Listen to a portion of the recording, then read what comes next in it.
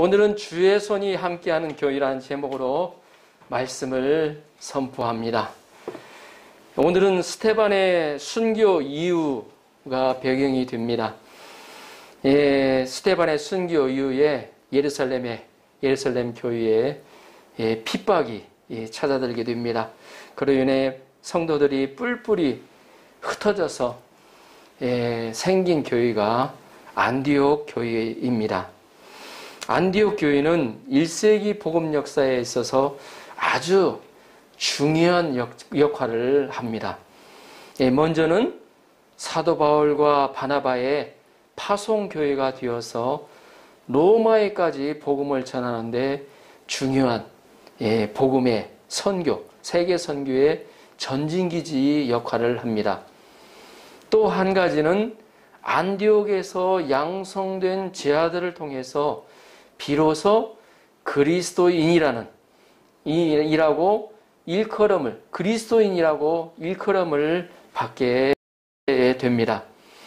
오늘 말씀을 통하여 주의 손이 함께하는 비밀을 함께 묵상하며 은혜 받는 시간이 되시도록 기도합니다. 아멘.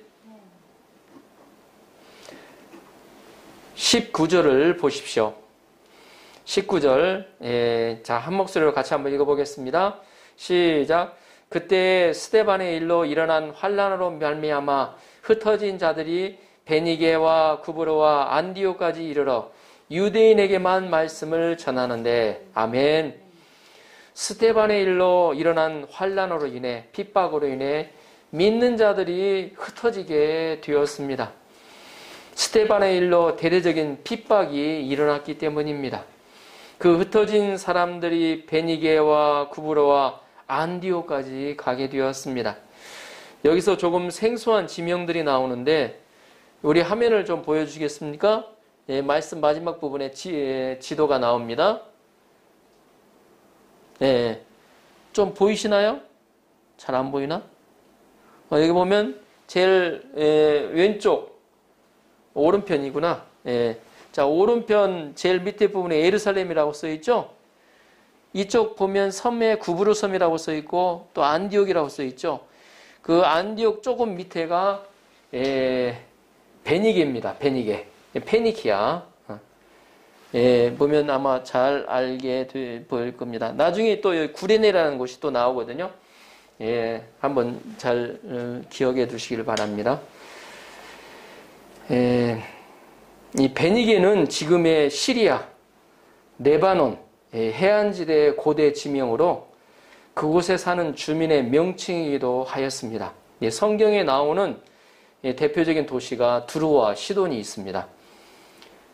구브로는 지금의 키프루스로 지중해 섬이고 여러분들이 잘 아는 바나바의 고향이기도 합니다. 안디옥은 한때 로마 알렉산드리아와 함께 로마 제국의 3대 도시 중에 하나로 손꼽히던 대도시였다고 합니다. 또한 이곳은 아름다운 도시로도 유명해서 동양의 여왕 또 동양의 왕관이라고 불렸던 곳입니다.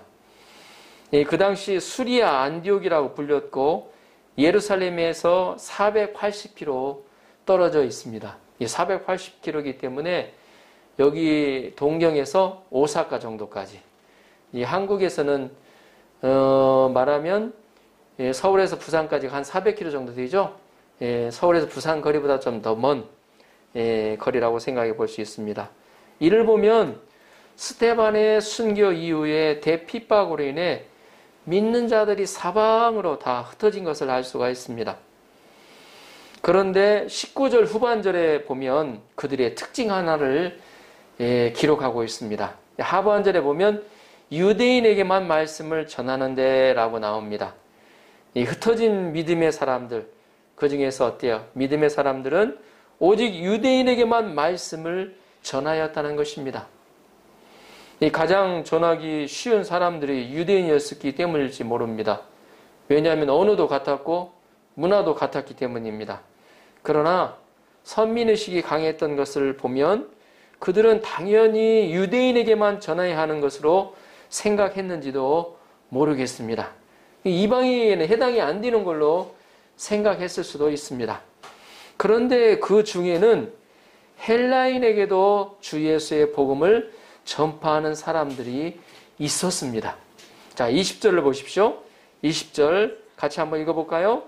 그 중에 구브로와 구레네 몇 사람이 안디옥에 이르러 헬라인에게도 말하여 주 예수를 전파하니. 아멘. 구브로와 구레네 몇 사람이라고 표현한 것을 보면 그들의 출신지가 구브로와 구레네였던 것을 알 수가 있습니다. 구브로는 키프로스 섬이고 구레네는 북아프리카에 좀 전에 보여줬던 북아프리카의 해변가에 있는 도시로 오늘날 리비아에 속해 있습니다. 예수님의 십자가를 진 예수님이 쓰러져서 더 이상 십자가를 지지 못하고 갈 때 옆에서 어때요? 로마 병사가 십자가를 지운 사람이 누구죠? 구레네 시몬이죠. 바로 이 구레네, 똑같은 곳입니다. 구레네 시몬이라는 사람을 기억하실 것입니다. 그들이 예수님을 믿고 핍박으로 뿔뿔이 흩어져 안디옥에까지 오게 된 것입니다.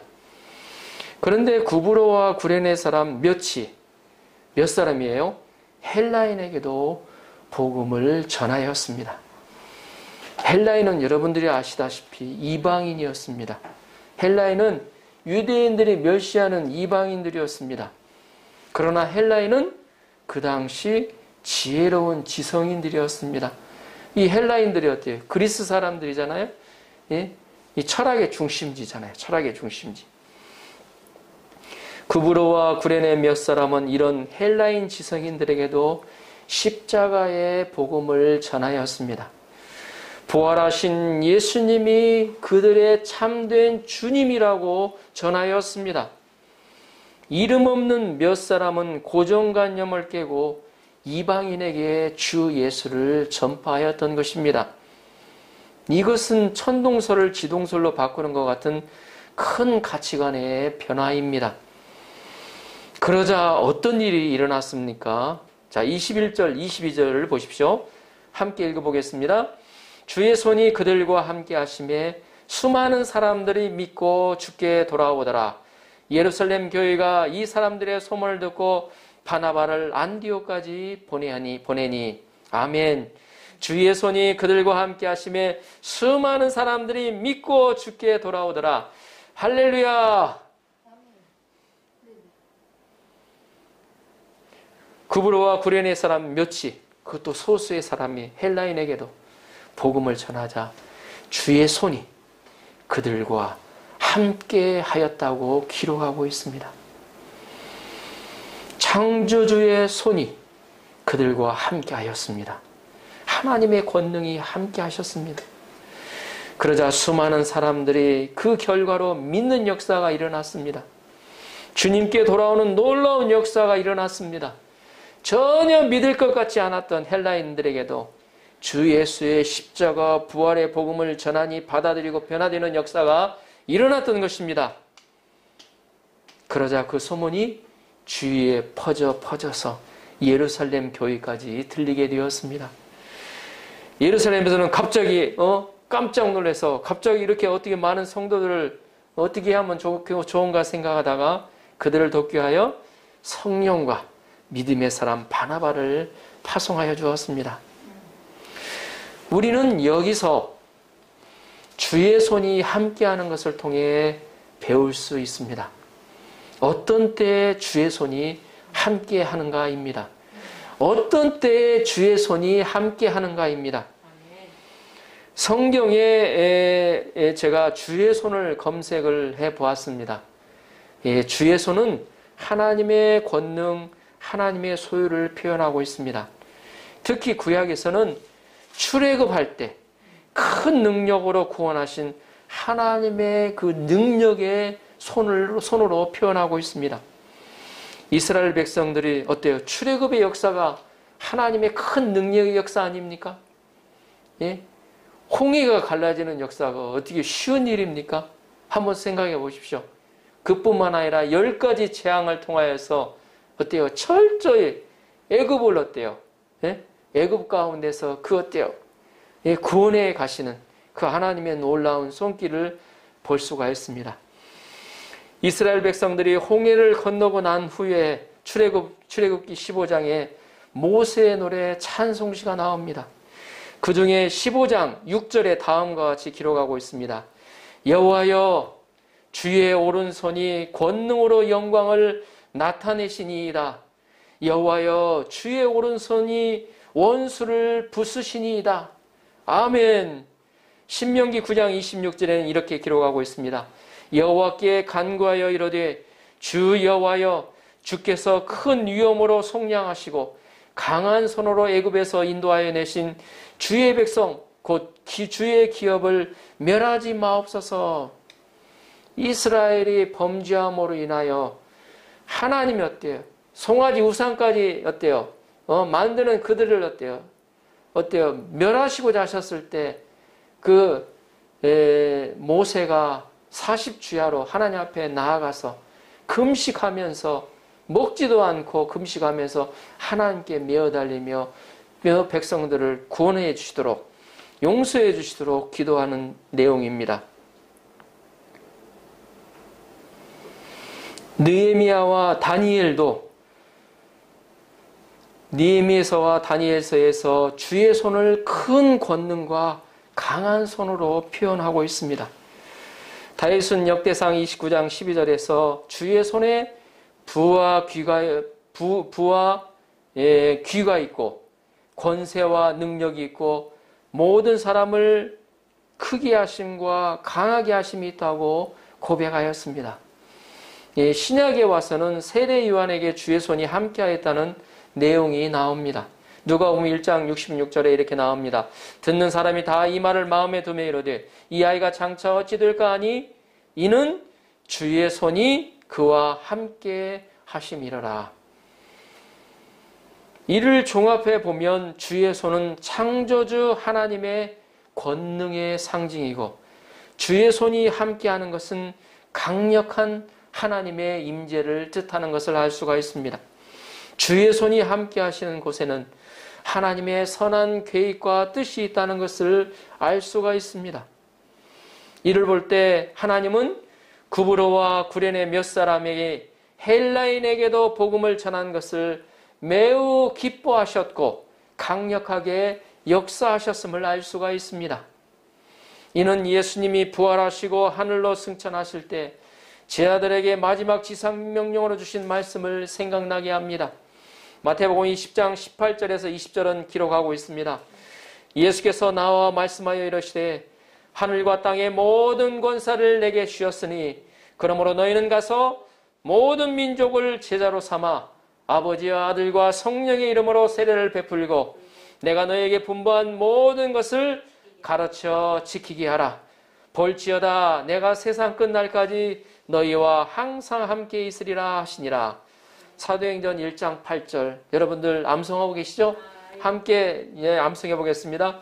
오직 성령이 너희에게 임하시면 너희가 권능을 받고 예루살렘과 온 유대와 사마리아와 땅끝까지 이르러 내 증인이 되리라 하시니라. 아멘. 하나님은 예수님은 복음을 가진 예루살렘 교회가 예루살렘에 머물러 있기를 원치 않으셨습니다. 하나님은 복음을 가진 유대인들이 유대인들 안에서만 머물러 있기를 원치 않으셨습니다. 그래서 스데반의 순교를 기점으로 환란을 일으키셔서 복음이 전 세계로 전파되기를 원하셨던 것입니다. 조금 전에 지도에서 보았죠. 보면 예루살렘 교회에서 그 안에서 유대인들만 자기에게 허락하신 걸 알았을 텐데 거기에서 어때요? 구브로 키프로스로 가고 안디옥으로 퍼지고 복음이 어때요? 퍼져가는 형상. 또 안디옥에서 어떻습니까? 안디옥에서 다시 어때요? 사도 바울의 1차, 2차, 3차 전도행 로마까지 보아하리라. 그게 어때요? 복음이 로마에까지 전해지는 전 세계로 퍼져나가는 이것이 하나님이 원하시는 방법이었다는 것을 보여주고 있습니다. 그 하나님의 마음으로 헬라인들에게 복음을 전하신 것을 통해 하나님의 계획이 어떤 것이라는 것을 드러내신 것입니다.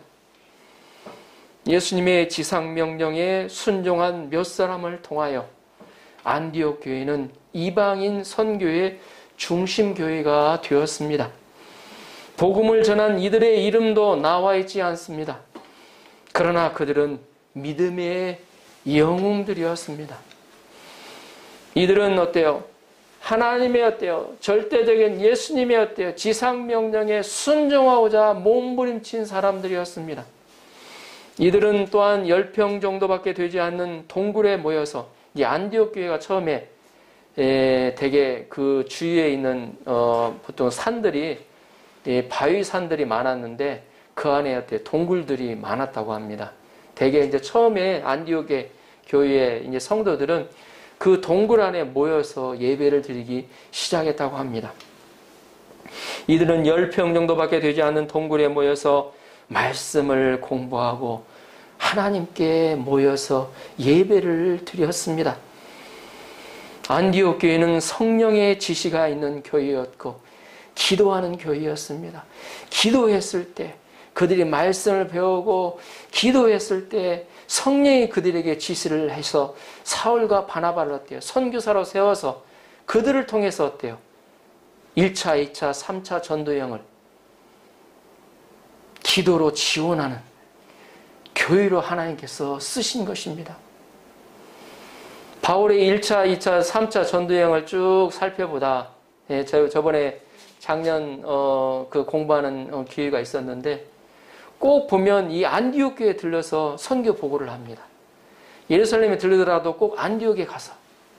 왜냐하면 안디옥이 파송교회이기 때문에. 그런 바울이 사도행전에 보면 어때요? 로마서를 쓰면서 또 로마 교회에서 어떤 부탁을 하냐면 나의 서사모아 스페인까지 가기를 원하니까 나의 파송교회가 되어달라고 로마 있는 교회에게 부탁하는 내용이 사도행전에 기록되어 있습니다. 이를 볼 때 하나님이 원하시는 것이 무엇인가? 우리는 잘 생각해 볼 수 있습니다.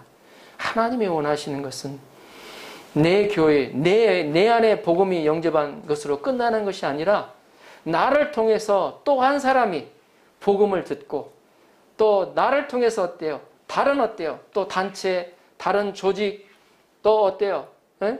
나의 민족뿐만 아니라 다른 민족에게도 아직 전해지지 않는 민족에게도 전해지기를 원하시는 것이 하나님의 마음이었습니다.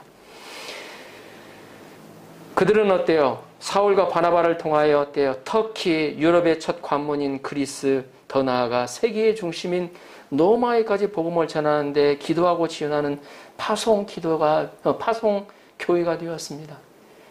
이 1세기에 있어서 가장 영향력 있는 교회가 하나님의 뜻을 받던 교회가 바로 안디옥 교회였습니다. 가장 모범적인 교회였습니다. 예루살렘 교회가 아니었어요. 유대인들만 모여서 하는 예루살렘 교회가 아니었어요. 이방인들을 중심한 바로 안디옥 교회였다는 것을 우리가 생각해야 할, 우리에게 많은 것을 생각나게 해줍니다. 안디옥 교회는 하나님의 마음을 알고 하나님의 뜻에 순종한 믿음의 사람들을 통해서 개척이 되었습니다. 하나님의 마음을 알고 하나님의 뜻에 순종한 믿음의 사람들이 모여서 개척한 교회면 얼마나 뜨겁겠습니까? 날마다 모이면 하나님의 뜻이 무엇인가? 나를 통한 하나님의 뜻이 무엇인가? 이 교회를 통한 하나님의 뜻이 무엇인가? 하나님께 물으며 그 마음을 덧입고 어때요? 성령 충만하여 뜨겁게 기도하고 서로 합심하여 기도하는 기도의 공동체였던 것입니다. 생명의 그리스도를 전하는 데서 그들은 시작되었습니다. 교회의 생명은 화려한 교회 건물에 있지 않습니다. 예수 그리스도의 생명에 있습니다. 그 교회에 예수 그리스도의 생명이 있느냐 없느냐에 달려 있습니다. 예수님의 생명이 있을 때 예수님은 갈릴리 어부 별 볼 일 없는 그 제자들을 통하여서 세계를 정복하였습니다. 베드로를 한번 생각해 보십시오. 어부요, 가방끈들 짧고 배우지도 못하고 그런 자가 나중에 예수님이 어떤 사람까지 높이십니까? 예? 어떤 사람까지 높이시냐면 교황 제1호가 교황, 이 로마 이제 캐톨릭 교황은 요즘에는 좀 그래도 뭐 세계적으로 영향력인 사람이지만 우리 이제 기독교적으로 볼 때는 그렇게 좀 높이 사지는 않지만 그러나 1세기의 그 교황은 아주 강력했습니다. 1세기 교황이 바로 베드로입니다. 저는 오늘 말씀을 올 한 해 요조리오 표로 잡았습니다. 그래서 주보를 보시면 주의 손이 함께하는 교회. 주의 손이 함께하는 교회. 저는 말씀을 묵상하며 주님은 저의 작고 비좁은 마음을 자극하는 것을 깨달았습니다. 저는 사이타마만 복음하여도 이 미나미 우라와 이 지역만 복음하여도 큰 일이라고 생각하였습니다. 그러나 주님은 사이타마만 아니라 일본 전역 더 나아가 일본을 통한 세계 선교의 비전을 갖기를 원하십니다. 그리고 적극적으로 헬라인과 같은 이 시대의 헬라인과 같은 일본인들에게도 복음을 전해야겠다는 마음을 주셨습니다. 그리고 하나님이 원하시고 기뻐하시는 것을 먼저 해야 함을 다짐하게 하셨습니다. 해야 할 일로 여러 가지로 바쁘지만 말씀과 기도로 주님과의 교제 그리고 주님이 기뻐하신 일에 퍼스트로 먼저 마음을 드리는 저와 여러분이 되시도록 주님의 이름으로 축복합니다. 저희 교회가 올 한 해 일본인들에게 복음을 전하는데 힘써야겠습니다. 주님께서 일본인들에게 복음을 전하는 지혜를 저희에게 허락해 주시기를 기도합니다. 그래야 주의 손이 함께하는 놀라운 역사가 일어나는 안디옥 교회와 같이 사이타마 바람바 불꽃교회가 쓰임받을 수 있기를 기도합니다. 그를 위해서 기도해 주십시오. 하나님의 뜻을 받드는, 하나님의 뜻을 퍼스트로 받드는 교회가 될 수 있도록 기도 부탁드립니다. 안디옥 교회에 부흥이 일어났다는 소문이 예루살렘 교회에 들려왔습니다. 그러자 예루살렘 교회에서 바나바를, 믿음과 성령이 충만한 바나바를 파송하여 주었습니다. 예루살렘 교회도 하나님의 뜻에 순종하였습니다. 유대인 외에는 안 돼! 이런 생각이 강했던 그 유대인들이었지만 어때요? 사마리아와 그런 어때요? 하나님이 어때요? 이방인들에게도 어때요? 복음이 어때요? 영접되었다는 걸, 성령이 역사했다는 것을 그들도 어때요? 느끼고 체험하고 난 다음에 그들도 어때요? 이제는 어때요? 하나님 뜻이 거기에 있구나. 순종하기 시작했습니다. 하나님의 뜻을 순종하는 자를 지지하였습니다. 바나바는 이방인들에게 가장 마음이 열려있는 사람입니다. 그런 열린 마음의 사람 바나바를 안디옥에 파송하였습니다. 23절, 24절을 보십시오. 그가 이르러 하나님의 은혜를 보고 기뻐하여 모든 사람에게 굳건한 마음으로 주와 함께 머물러 있으라 권하니 바나바는 착한 사람이요 성령과 믿음이 충만한 사람이라. 이에 큰 무리가 주께 더하여 지더라. 아멘. 안디옥 교회에 파송된 바나바는 착한 사람이었습니다. 이 착한 사람으로 표현을 하네요. 착한 사람이란 하나님의 마음을 가진 사람이라는 뜻입니다. 바나바는 성령과 믿음이 충만한 성숙한 사람이었습니다. 그는 안디옥 교회에 임한 하나님의 은혜를 듣고 보았습니다. 그들이 어때요? 간증들을 들으면서 정말로 하나님이 이들을 너무나도 사랑하시는구나. 하나님의 그 놀라운 역사에 하나님을 찬송하지 않을 수 없었습니다. 마음에 막 기쁨이 차고 넘쳐 흘렸습니다. 그는 안디옥 교인들에게 굳건한 마음으로 주께 붙어 있으라고 권하였습니다. 예수님께 돌아왔으면 지속적으로 예수님께 붙어 있어야 합니다. 가지가 포도나무에 붙어 있듯이 예수님께 붙어 있어야 합니다. 예수님께 붙어 있으려면 강한 마음이 필요합니다. 바나바의 위로를 통하여 큰 무리가 주님께 더 돌아왔습니다. 부흥의 역사가 장차가 일어나겠습니다. 안디옥 교회는 예루살렘 교회와 연합하는 열린 교회였습니다. 25절을 보십시오. 바나바가 사울을 찾으러 다소에 가서, 안디옥에서 다소는 며칠 걸리는 거리입니다. 사울이 고향 다소에 가서 10년 이상 있었습니다. 사울은 헬라 문화권에서 자란 사람입니다.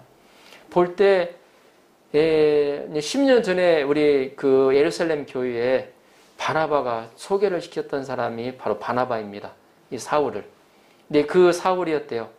예루살렘에 있는 유대인들 중심의 예루살렘 교회에서 너무 반대가 심하니까 자기 고향 다소로 가서 10년 동안 거하게 됩니다. 이 바나바가 이걸 잘 알고 있었죠. 그리고 안디옥 교회에 어때요? 그 성장하는 모습을 보고, 이 사울과 같은 사람이 없을 것이다. 사울을 데려오면 아주 귀하게 쓰임받을 것이다. 생각하고 다소까지 친히 가서 사울을 설득해서 안디옥 교회로 불러옵니다. 그는 어때요? 헬라 문화권에서 자란 사람이고 헬라를 또 능통하게 하는 사람이에요. 그는 어때요? 그리스도의 복음을 분명히 알고 있는 사람이었습니다. 성경에 능통한 가말리엘 문화생이었습니다. 사람들은 당시에 교회를 핍박한 사울의 과거를 보고 사울을 회피하였습니다. 그러나 바나바는 그런 고정관념이 없었습니다. 이게 바로 바나바를 하나님이 안디옥 교회에 보내신 하나님의 선한 뜻이 있었지 않는가 생각이 듭니다. 바나바는 사울의 현재와 미래를 보았습니다. 바나바는 예루살렘 교회에 사울을 소개시킨 적이 있습니다.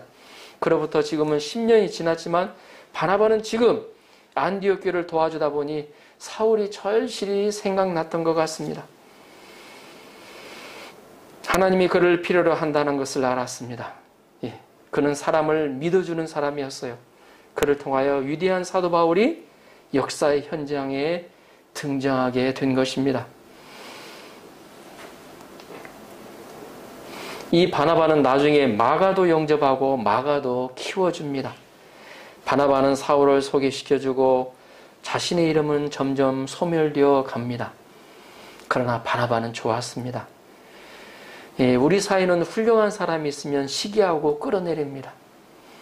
어떻게든지 어때요? 시기하면 어때요? 끌어내려야 돼요. 이순신 장군도 시기를 당하여 백이 종군하였죠? 다윗도 사울왕에 의해서 시기를 당하였습니다. 우리는 이런 시기를 버려야 합니다. 잘하는 사람 박수 쳐주고 세워주어야 합니다. 주 안에서는 그게 더 있어야 돼요. 그래요. 응? 그분을 위해서 어때요? 저 잘하는 사람은 더 잘할 수 있도록, 교만해지지 않도록, 잘할 수 있도록, 하나님의 영광을 드러낼 수 있도록 더 기도를 해줘야 합니다. 박수 쳐주고, 정말 너무 잘한다고 세워주고, 응? 우리는 사람을 양성하고 사람을 키울 줄 알아야 합니다. 26절을 보십시오. 26절 같이 한번 읽어보겠습니다. 26절 시작. 만남에 안디옥에 데리고 와서 둘이 교회에 1년간 모여 있어 큰 무리를 가르쳤고 제 아들이 안디옥에서 비로소 그리스도인이라 일컬음을 받게 되었더라. 아멘.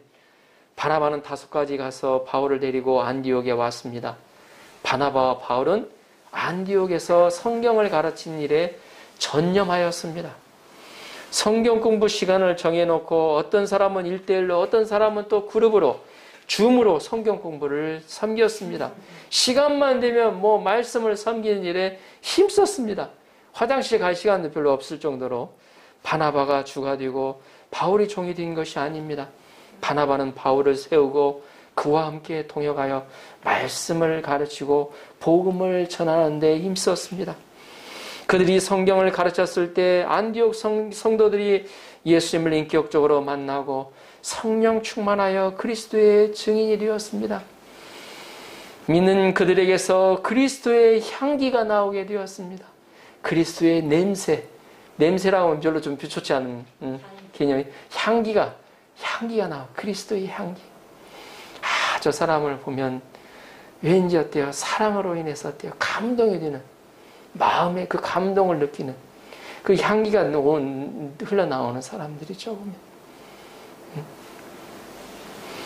자기 재산을 털어 어려운 사람들에게 나눠주며 어려운 상황 가운데서도 어때요? 친구가 위로가 되어 주었습니다. 그들을 보면서 나도 저렇게 살고 싶다고 하는 사람들이 나왔습니다. 그들 안에서 성숙한 사람들이 나왔습니다. 그들이 입으로 그리스도를 증거하였습니다. 그들은 그리스도인이라는 별명을 얻게 되었습니다. 이 성경에 그리스도인이라고 불린 처음의 사람들이 된 것입니다. 우리가 말씀을 배우고 배운 말씀에 순종해야 합니다. 나의 삶 전체 속에서 예수님을 나의 그리스도로 모셔야 합니다. 그래야 그리스도인이 될 수가 있습니다. 그리스도인이 되어 그리스도의 향기를 발할 수가 있습니다. 우리는 여기서 안디옥 교회의 성장 비결을 한 가지 더 배울 수가 있습니다. 그것은 23절에서 바나바가 권면한 내용과 일치하는데 굳건한 마음으로 주님과 함께 머무르라는 것입니다. 요즘 세상을 볼 때 그리스도인으로 살아간다는 것은 마음을 굳게 먹지 않고서는 살아갈 수가 없습니다. 하도 유혹하는 것들이 많이 있기 때문입니다. 내 마음대로 살고 싶은 마음이 내 마음의 중심이 자리 잡게 되면 신앙생활이 다 구속하는 것 같고 속박같이 느껴집니다. 돈 벌고 싶은 욕심이 마음의 중심에 자리 잡게 되면 신앙생활에 또 말씀 공부에 예배 보는 시간조차도 시간을 투자하는 것이 아깝게 보이기 시작합니다. 그래서 우리는 마음을 굳게 먹고 주님과 함께 머무르는 데 힘써야 합니다. 소극적으로 하지 않고 더 적극적으로 해야 합니다. 그러면 주님과 함께 머무르는 것은 무엇을 말할까요?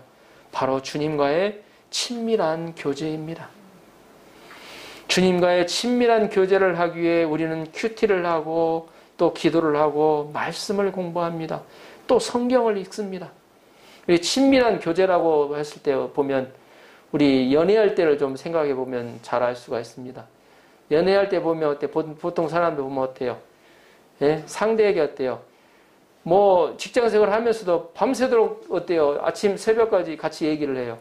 그러더라도 끝이 날 줄은 내일 일이니까 좀 잡시다 그래 하고 서로 양보하고, 예? 그러다도 끝이 없어요 보면, 예? 그 좋아 다시 만나고 싶고 다시 어때요? 같이 앉아서 커피 마시고 싶고, 응? 이 친밀한 교제가 바로 이겁니다. 우리가 예수님과 친밀한 교제, 사랑의 교제를 나눌 때는 어떻습니까? 마냥 즐거운 거예요. 기쁜 거예요. 응? 예배 볼 때도 어때요? 주님과 만나는, 주님과 사귀는 그 자체, 주님이 어떤 분이신가, 그 주님이 나와 함께 하신다는 걸 생각할 때 마음이 든든해지고 뜨거워지고 그 사랑으로 감동이 되는 것입니다.